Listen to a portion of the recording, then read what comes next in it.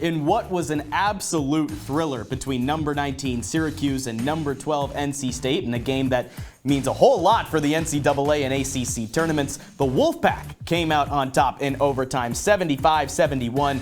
Both squads trying to out-physical each other the whole way, trying to match bucket for bucket. And the end result, one memorable game. If you want to hear us break it all down, then you're certainly in the right place. It's Orange Press Pass, and it starts right now.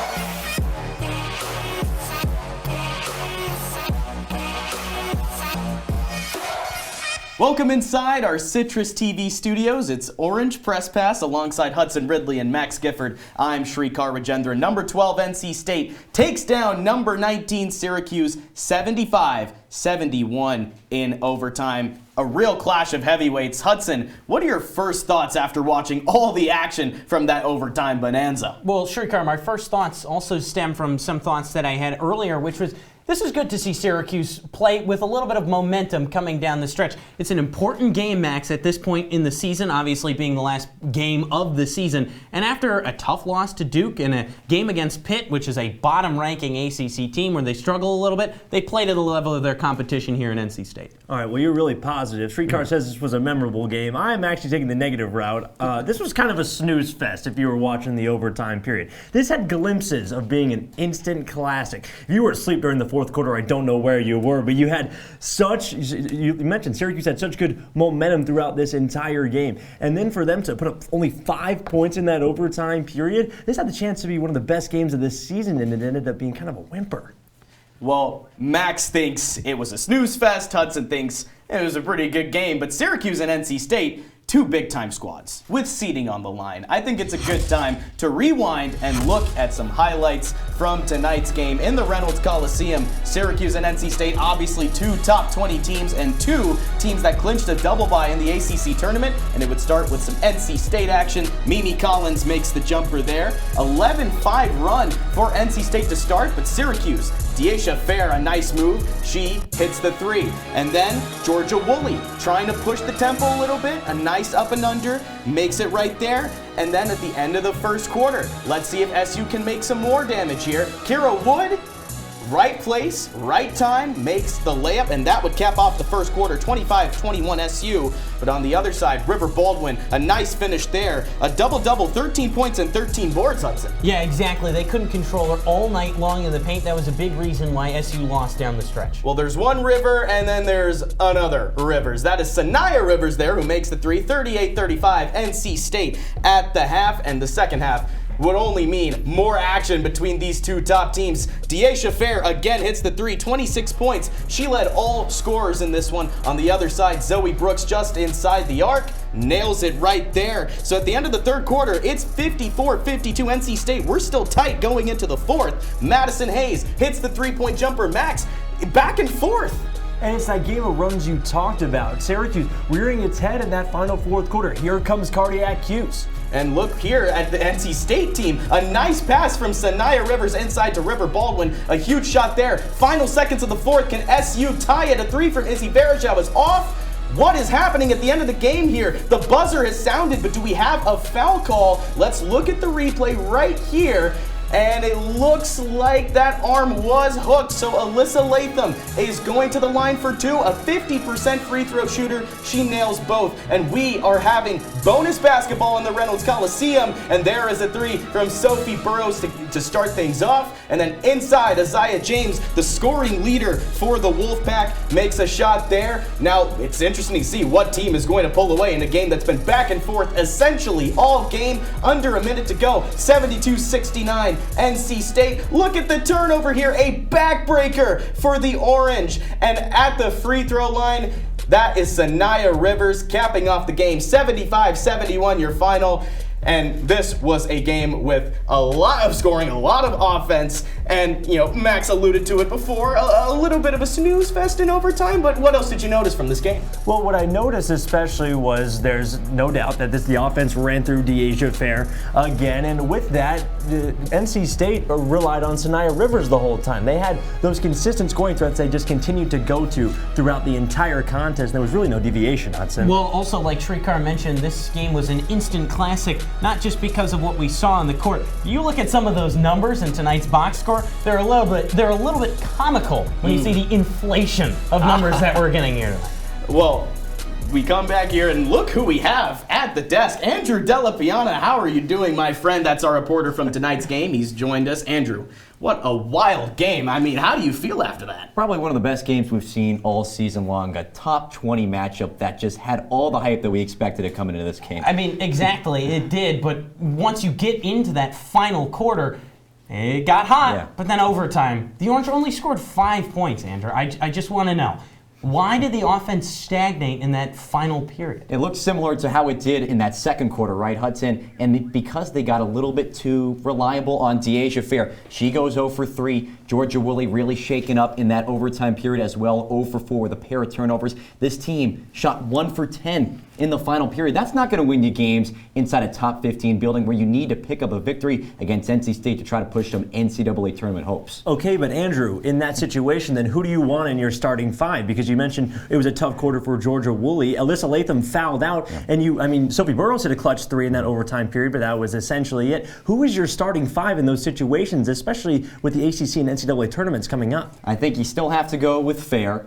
Woolley is by far the second best scorer on this team. You still have to keep in Latham. She's a feisty freshman, as we saw in that final play of the game. I think you still have to work in the direction of Sophie Burrows. Yes, she is young, but she is shooting lights out from 3 right now, over 30% from downtown. And of course, Isabel Verajao has been so important this year in coming back. I mean, 14 points tonight, a career high for the graduate student from Brazil, has really set the tone coming back this year. But an influctuation of different players is kind of what's killing Syracuse right now, and that just might be the difference of tonight's game, Srikar. Well, Andrew, you mentioned that starting lineup: D'Asia Fair, Georgia Woolley, Sophie Burrows, Alyssa Latham, and Isabel Verajao. I mean, that is a well-rounded starting five. Obviously, you might hope for more production from the front court as well, but I mean, that is a well-rounded lineup, Hudson. Yeah, no doubt. And when you look at the point per game distribution, obviously you think a lot of it is stratified amongst Fair and Woolley, and you don't really get a lot down the lineup in Burrows, Latham, and Verajao. But honestly, this team contributes in a ton of different ways. Isabel Verajao, we only saw her return recently. She had a fantastic game tonight, even hitting a 3 at one point and attempting a 3 down the stretch. Her confidence is back, and that's good to see. The issue for me lies, what happens when one of these players go down? Because right now there's no one off the bench that I think is quite reliable enough to be in the starting five. No, I fully agree with that, because at this point, honestly, I trust this starting five to a degree. But the bench depth, too, you got to worry going down the stretch, man. And Andrew, I mean, the end of regulation provided a pretty controversial play. What did you think about that foul call at the end of the game, and what happened at the end there? Well, Srikar, you talked about it in those highlights there, but why don't we take a look at it right here up on our wall. The final possession, kind of the summary of this entire game for Syracuse, as we'll give it just a second here. That final possession, Syracuse down by 2, needing a go-to bucket. And at the end of the day, when Syracuse calls a timeout with about 7 seconds left, Felicia Leggett-Jack has one player in mind, as now we got the play up here. Sophie Burrows inside on the left arc for Isabel Verajao. Goes in the hands of your star player, D'Asia Fair. But back for Isabel Verajao, that's a 26% three-point shooter. But Alyssa Latham, as Srikar mentioned, is fouled right there on the left arm by number 10, Azia James. Crucial call that sent Latham to the line. She ties it up, a 50% free throw shooter. We'll get one more look at it here because this play so impactful late fourth quarter. Isabel Verajao, left corner, shoots 56% from behind the arc. And D'Asia Fair, her defender Zoe Brooks slips and falls their perfect opportunity, but everyone is standing at the perimeter. Verajao misses that crucial shot, but the freshman, so poised, so timely, waiting underneath the basket. You don't see a lot of 19-year-olds in such a timely possession like that, waiting under the bucket, ready for a possession to go their way, and that's exactly what Alyssa Latham do, but all for naught with just 4 points in that overtime period. All right, Andrew, we've enjoyed you at the desk and up at the wall. We appreciate your insight, but you're on timeout. We'll see you in a little bit, and when the three of us come back on Orange Press Pass, our analysts are ready to break down this game. Stay in your seats. You won't want to miss this.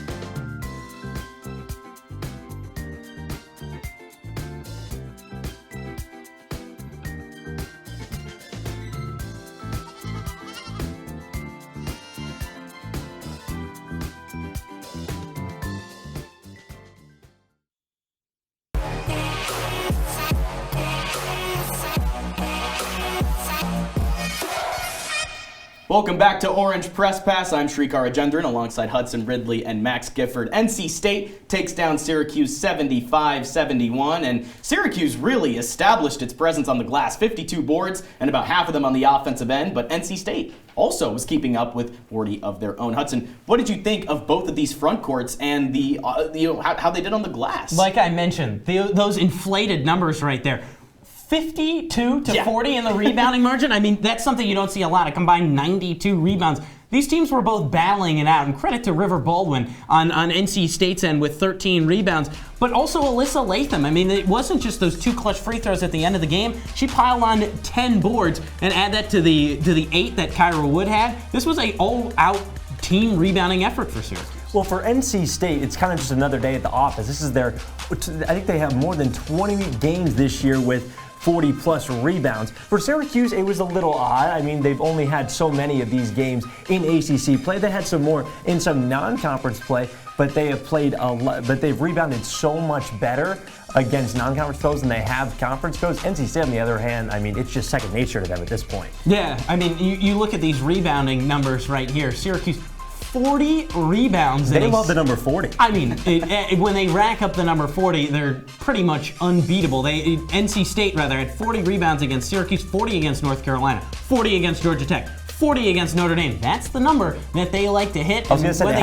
they have to hit 40, but if they get under it, it's a loss. It's a loss, exactly. 40 is the golden number, and it really seems like that is the number they have to beat to win games. Both teams shot pretty poor from beyond the arc in this one, though. SU shot 8 for 30 from 3, 4 for 18 for the Wolfpack. Not exactly golden numbers there. Max, what did you take away from the shooting performance for both these teams? Well, this was the most three-pointers Syracuse had shot all season, or tied for that total, I should say. But when you consider that the fact that they took so many, that's a cause for a little worry, I think, because in this game where there were so many runs where the lead shifted back and forth, Syracuse eventually just ended up chucking up threes, especially late in that overtime period when they couldn't really generate any offense, and that's not a good rhythm to get in, just continually chucking up threes. You live by the 3, you die by the 3, and Syracuse unfortunately died by it. Well, yes, but they've been doing that all season, Max, and that's the reason that they're in the position they are right now, is because they have been flourishing and living by the 3. Sure, tonight you go 8 for 30 from 3, but they started off the game fine, 3 for 4. That's something you just have to live with this team, because NC State is a fantastic opponent. They're number 12 in the nation for a reason. If you're keeping close with a 3-point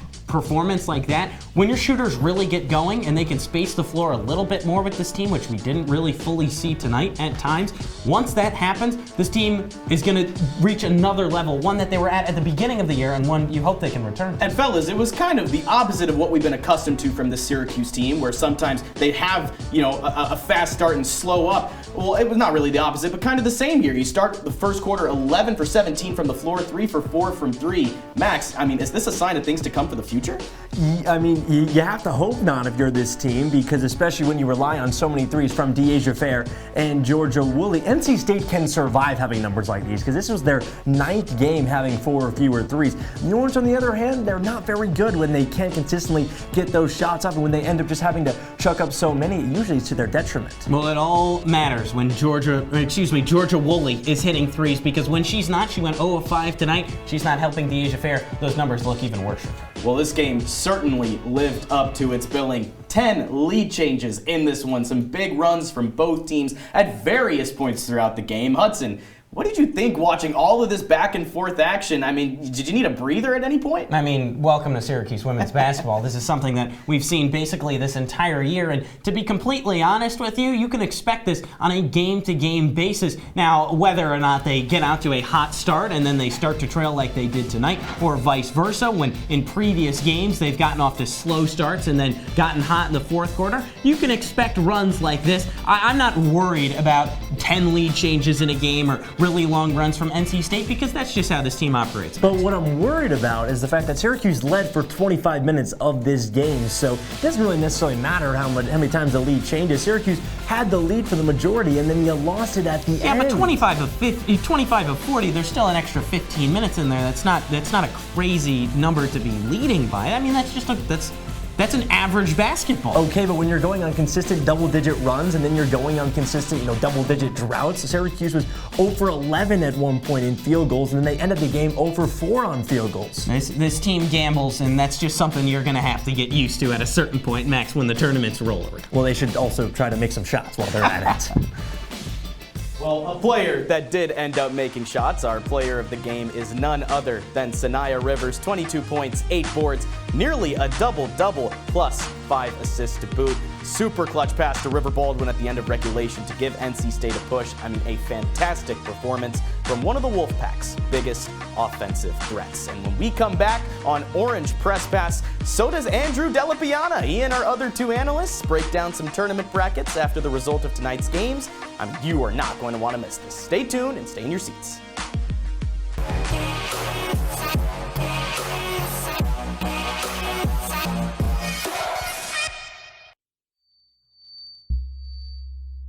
Women are bad with money.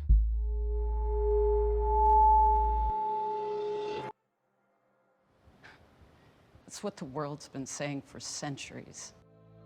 But now, we've got something to say. Save it. Save the old-fashioned advice, the empty excuses. It's all worthless, unlike us. To our fellow females, it is time to save ourselves by saving our money. Contributing to our futures, investing in our independence. Until we're no longer 80% more likely than men to live in poverty in retirement. So again, we say to that, save it. The falsehoods, the feelings of fault, then the funds. Learn how to save for your retirement at wesaysaveit.org. If you're buzzed and doing this to make yourself feel okay to drive, you're not okay to drive.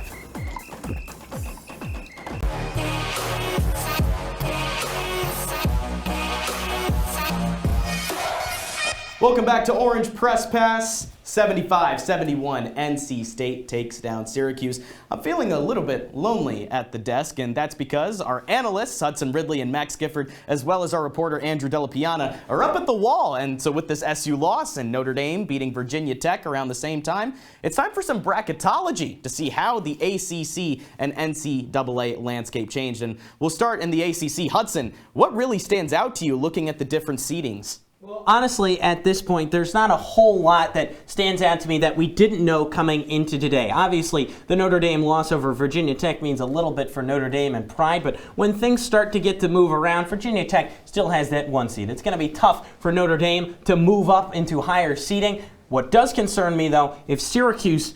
they don't have another game remaining, so if NC State beats Wake Forest, a bottom dweller in the ACC, That's what's going to really change the course of this kind of ACC tournament standings in this bracket going forward. It should be interesting, right? It seems like NC State, as you mentioned, they lock up that second seed if they take care of Wake Forest on Sunday, a team that only has one win in ACC play. But the team I'm most concerned about as we take a look into this wall is that Syracuse might be ending up taking on Duke, a team that allowed the lowest scoring total of the season. Laura Larson, the head coach of Duke, might have found some sort of secret formula when working in the lab of how to shut down Deasia Fair. You know what that is, guys? It's face guarding her the entire half of the offensive side of the floor, and it might cause a lot of problems for Syracuse, Max. But I think that just shows you how good the ACC is. The fact that Duke is a 7 seed, they can end up playing Syracuse, and they have the best scoring defense in the entire conference. So when you take that into consideration, and the fact that they did so well against Deasia,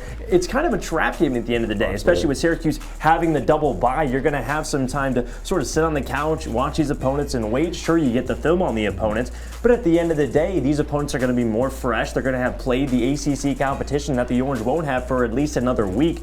So my point being that I don't think Syracuse, I think this is a tough game for Syracuse. Absolutely. You want to start talking big picture, though? Let's talk some big picture. Charlie Cream, his bracketology came out earlier today. Syracuse projected as a 5 seed in the Portland region right now. If that holds, they go to Bloomington, Indiana to take on the 12 seed in Columbia. And Max, we talked about it before we caught on air. This looks like the definition of another trap game for SU women's hoops. Oh, easily. I mean, I saw it and I shuddered a little.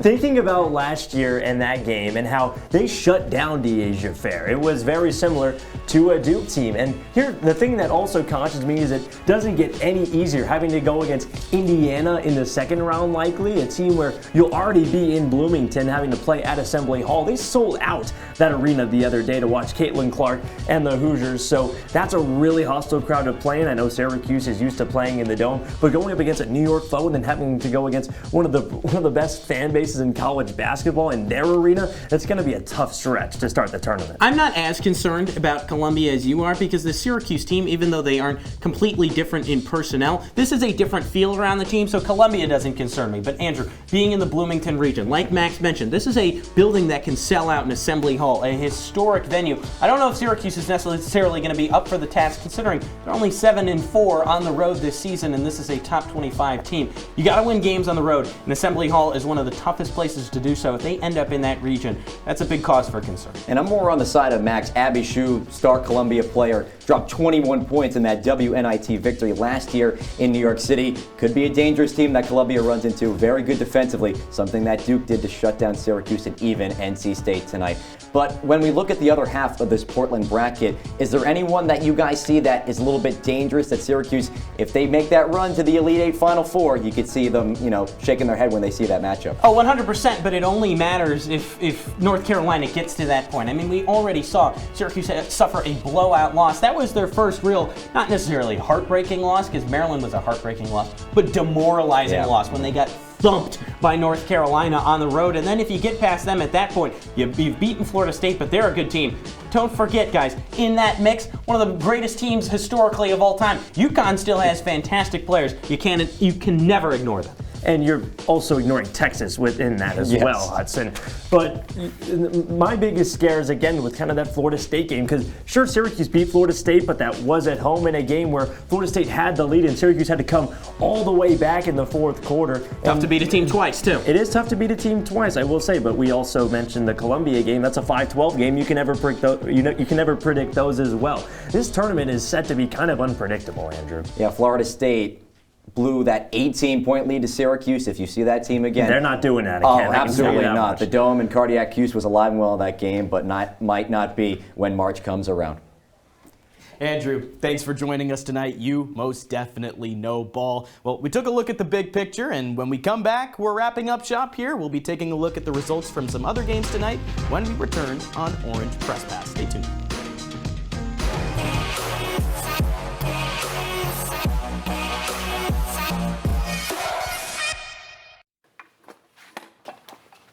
Did you hear about the pony with a sore throat?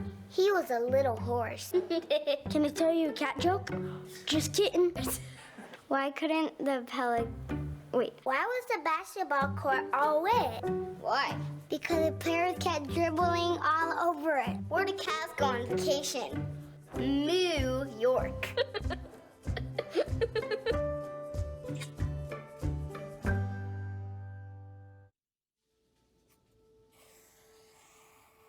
Dad? Just 1 minute, okay? Hey, Bobo, do trees tell each other stories? I'm sorry. I'm afraid I don't know that. Hey, why don't we go find out?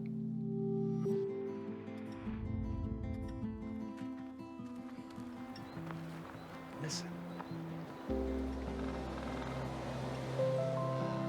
Do clouds take naps? I couldn't tell you.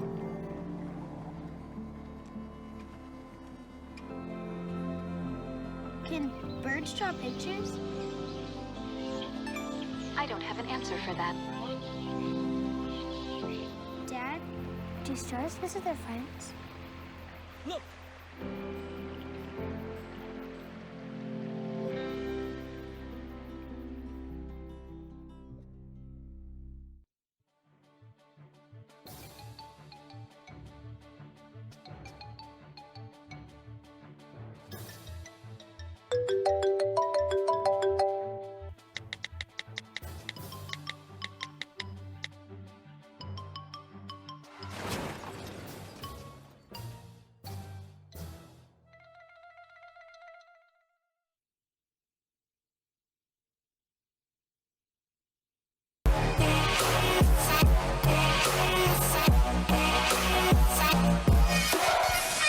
Welcome back to Orange Press Pass. Srikar, Rajendran, Hudson, Ridley, Max Gifford. 75-71, NC State takes down Syracuse in Reynolds Coliseum. And before we tag out here, I mean, we should definitely take a look at some other results from tonight if you guys are up for talking some more ball. Oh, 100%. I mean, I never get tired of talking ball, especially after that game tonight. I missed you. We were over at the wall. We didn't get to talk to you for a whole Yeah, I felt a little bit lonely here, but I was still listening to that bracketology talk, and I'm not going to lie, my brain is pretty fried. I hope yours aren't. You know, you guys know ball yourselves. So let's take a look at these other NCAA scores from tonight. What sticks out to you? I mean, a lot of great matchups across the board. I mean, there's only one that can really stand out. It's Notre Dame taking down Virginia Tech. This is a Notre Dame team that a lot of the sentiment, especially here on the Hill, has been, well, Syracuse has 2 wins over Notre Dame. Notre Dame's 6 losses on the season. That's less than Syracuse. A lot of people wondering why Notre Dame is ranked higher than Syracuse in the AP poll. Notre Dame proved why tonight. I mean, this was not just an eking out a win over Virginia Tech, which is, by the way, number 5 in the nation, number 1 in the ACC, and they're not moving from that spot. This isn't just eking out a win. They thumped Notre Dame. I mean, it's a tough team. Hannah Hidalgo, too, setting the record for a freshman with ACC points today. I mean, another thing after another thing after another with Notre Dame. So Hudson, does this change your outlook at all on VT? Because obviously this is a top dog in the ACC. Does this loss hamper that at any point? No, not necessarily, because this is a team that, you know, they suffered a couple losses this season, but when you look at the makeup of this team, they really only need those 2 players leading the way with Georgia Amore and Elizabeth Kitley, who, by the way, is the frontrunner for the ACC Player of the Year. But then, on the other side, they have a ton of shooters, too. This team has so much depth, I wouldn't worry about the Hokies at all. It's safe to say Syracuse fans are all going to be Notre Dame fans come Sunday. The seeding and the tiebreakers all rely on Notre Dame getting a win for Syracuse, clinching that 2nd seed. But right now, as far as the ACC goes, all the seeding's basically decided, so that corner game's really the only one that matters. And when you tune into Orange Press Pass next, we're still talking hoops, but it'll be on the men's side of things. SU takes on Louisville on Saturday at 8 p.m. That means you can find Orange Press Pass live on YouTube at midnight. Max's team is obviously in much different shape compared to the women's squad we've just been talking about. What are you looking at specifically? I think this is another trap game. I've said it a ton of times in the last when you were talking the women's bracketology, but this is a game that Syracuse, it's going to be tough to win. They only won by 2 in the JMA Wireless Dome last time out. They couldn't win against Louisville. I mean, they could barely pull it out against Louisville. Well, exactly, Max. I completely agree with you. When Syracuse fans get their hopes up, they come crashing down every single time, especially in the last few years. This is a complete trap game. You can see Louisville winning comfortably in this one. And before we wrap up on Orange Press Pass, Hudson, what is your final thought going forward for Syracuse women's basketball? Well, this team is in trouble without their own home regional, and you needed that win tonight to secure a home regional in the NCAA tournament. Without that, at this point, I don't really see them going far because they're 14-2 at home, but on the road, just 7-4, Max. So you took the negative route. I'm taking the positive route for this one. Interesting. It's February 29th. It's a leap day, but I'm just going to say this. This is March. You can never predict anything in this month of the year. It starts this Sunday when Notre Dame plays to see if Syracuse can clinch that 2 seed, and then a fun month to come for both teams. Hey, Max, when do we sleep? March or May. Oh. Disappointing. Disappointing. And that'll do it for Orange Press Pass. The lights were too bright. That'll do it for Orange Press Pass. You guys have fun talking ball? Oh, I had so much fun with you, Srikar. Well, it was fun for me as well. I mean, a big thank you to our production team and everyone that was involved with the show. For Hudson, Ridley, Max Gifford, and I, and our reporter, Andrew Della, Piana. Thanks for watching. We'll see you again soon, and we'll see you next time on OPP when Louisville takes on Syracuse. That's going to be a big game. Make sure you tune into the show on YouTube at CitrusTV.